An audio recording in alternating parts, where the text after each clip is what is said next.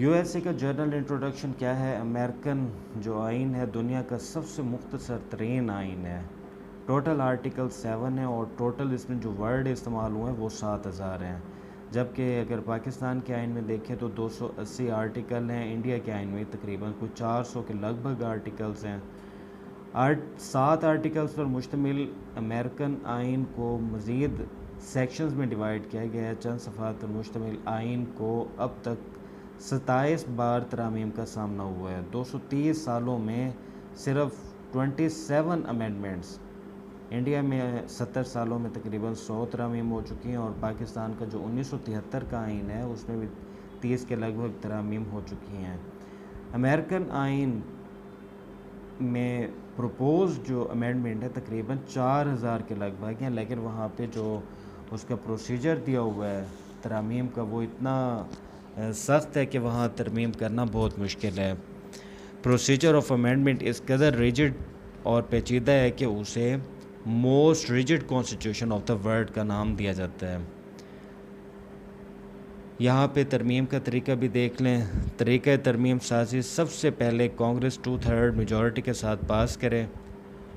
کانگریس کہتے ہیں وہاں کی جو پارلیمنٹ ہے اس کو کانگریس کہتے ہیں، وہ 2/3 میجورٹی کے ساتھ پاس کرے، یعنی 100 میں سے 66 لوگ اس کے حق میں ووٹ دیں۔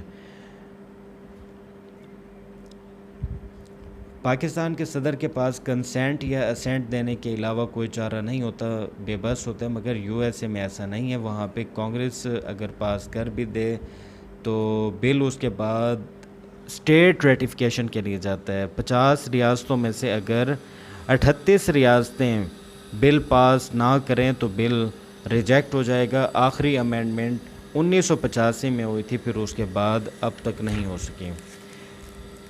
امریکہ کے اندر فیڈرل سسٹم ہے، اور فیڈرل سسٹم کا مطلب ہوتا ہے کچھ اختیارات سینٹر کے پاس اور کچھ اس کے اسٹیٹس کے پاس۔ امریکہ میں صوبائی جوڈیشری الگ اور فیڈرل جوڈیشری الگ ہے۔ پاکستان میں سپریم کورٹ پورے پاکستان کی ایک ہے، اس لیے یہاں پہ فیڈریشن کا کانسیپٹ اتنا اچھا نہیں ہے جتنا امریکہ میں ہے۔ امریکہ میں صوبائی مقننہ یعنی اسٹیٹ لیجسلیچر اور وفاقی مقننہ فیڈرل لیجسلیچر بھی بائی کیمرل ہیں اور الگ الگ ہیں۔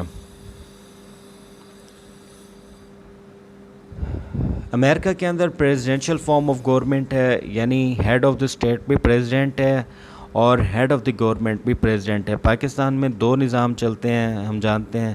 ہیڈ آف دی اسٹیٹ جو ہے وہ صدر ہوتا ہے، اور ہیڈ آف دی گورنمنٹ جو ہوتا ہے وہ پرائم منسٹر ہوتا ہے۔ امریکہ میں ایسا نہیں ہے، وہاں پہ ہیڈ آف دی اسٹیٹ بھی پریزیڈنٹ ہے اور ہیڈ آف دی گورنمنٹ بھی president of U S A ہے۔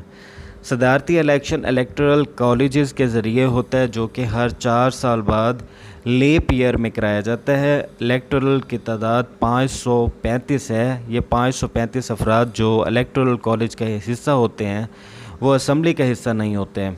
یہ صرف صدر کو ووٹ دے کر عہدے سے ڈسچارج ہو جاتے ہیں۔ صدر پارلیمنٹ کا پابند نہیں ہوتا، اور صدر کی کابینہ بھی کانگریس پارلیمنٹ سے نہیں ہوتی۔